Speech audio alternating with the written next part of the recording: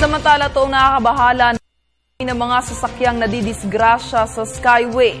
Kaya't hinahanapan na ng solusyon ng Toll Regulatory Board ang nasabing problema. At isa sa mga naiisip nila ay palitan ang disenyo ng Skyway. Balitaan mo kami, April Enerio. Inirekomenda ang posibleng pagbago ng disenyo ng Skyway matapos ang kabi-kabilang aksidenteng kinasasangkutan nito. Ayon sa tagapagsalita ng Toll Regulatory Board o TRB na si Julius Corpus, kailangan siyasatin ang 4 na insidenteng pagkahulog ng sasakyan upang mapag-aralan kung paano ito magiging mas ligtas para sa publiko.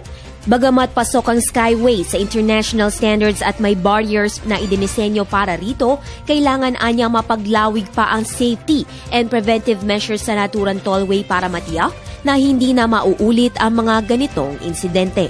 Samantala, nagpahayag naman si Presidential Spokesperson Edwin Lacerda kaugnay na usaping pagbabago sa disenyo ng Skyway.